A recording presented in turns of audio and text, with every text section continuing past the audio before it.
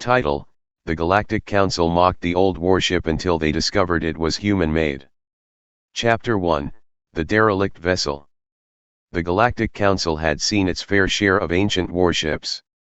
Most were relics of forgotten empires, rusted husks adrift in the void, their once mighty hulls now little more than cosmic debris.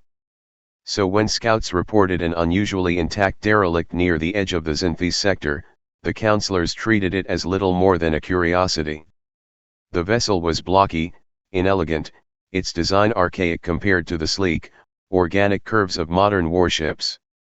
Its armor was pitted with micrometeorite impacts, its engines cold for centuries. The markings on its hull were faded, written in a script none of the council linguists recognized. "This thing," scoffed High Councillor Vraxis of the Zorathai Dominion. "It looks like a child's toy. Primitive. Probably some pre-FTL civilization's failed attempt at space flight." The other councillors chuckled. The ship was so ugly.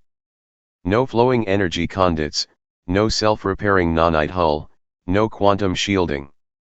Just metal-thick, brutish slabs of it. "Scrap it," suggested Ambassador Krell of the Mechanoid Synth Alliance. "We can melt it down for raw materials." But Scholar Yviris of the Historian Guild raised a cautious appendage. "We should at least scan it first. There may be cultural value in its design." Chapter 2, The First Scan. The scan teams moved in, expecting to find nothing of note. Then their instruments screamed in overload. The ship's power core, long dormant, was still active at a minimal level. Not only that, but it was fission-based. A technology the galaxy had abandoned millennia ago due to its crude radiation risks. "Impossible," muttered engineer Hacks of the Velm Collective. "No species still uses fission. It's unstable. Barbaric." Then they found the armaments. The weapons were simple projectile-based, chemical-propelled. No plasma. No antimatter. Just bullets. The councillors laughed again. This thing was a warship? It couldn't even scratch the paint on a modern frigate. But then the scans went deeper.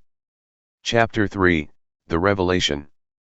Deep within the ship's data core, a primitive, solid-state storage device, the translation algorithms finally cracked the language. Terran Defense Force. Earth. Sol System. Silence. Then chaos. "Human," gasped Scholar Yviris. "But humans haven't even achieved interstellar flight yet." "Impossible." Vraxis snarled. "This ship is at least 800 cycles old. Humans were still in their industrial age then." But the evidence was undeniable. The ship's logs, though fragmented, spoke of a conflict called the Third World War. Of a desperate, fractured species flinging their first warships into the void. And then the final discovery. Chapter 4, The Last Weapon. Buried in the ship's belly was a single, dormant warhead. A crude thing by galactic standards, no antimatter containment, no singularity core. Just a fission-triggered thermonuclear device. And then the Council's lead weapons analyst, a veteran of 100 conflicts, went pale. "Councilors, this weapon. What about it?" Vraxis snapped. "It's a radiation bomb. We phased those out ages ago." The analyst swallowed hard. "Yes, but this one is different." "How?" "It's still functional." Silence. Modern warships relied on energy shields, nanite repair, and quantum dampeners. But this was a dirty weapon. A relic from an age when war wasn't about precision, it was about annihilation. And it was armed. Chapter 5, The Awakening. Then alarms. The ship's ancient systems, disturbed by the scans, began a final, automated protocol. A voice cracked, mechanical echoed from the derelict's speakers. "Final defensive protocol activated. Unauthorized boarding detected. Countermeasures engaged." The Council's escorts locked weapons, but it was too late. The old warship's thrusters fired, not with the graceful pulse of ion drives, but with the crude, violent burn of chemical rockets. It lurched forward straight toward the Council's flagship. "Shields up!" Vraxis roared.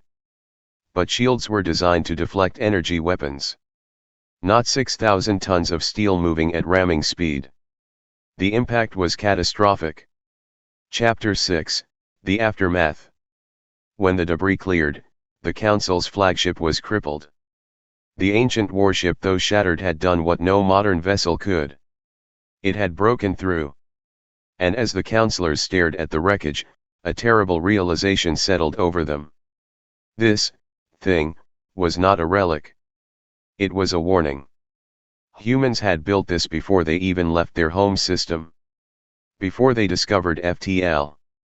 Before they joined the galactic community. And if this was what they created in their infancy, what were they capable of now? Epilogue. The Galactic Council never mocked human technology again. And when the first human envoys finally arrived decades later, the councillors greeted them with respect. Because now they understood. Humanity didn't build warships to be elegant. They built them to win. The end.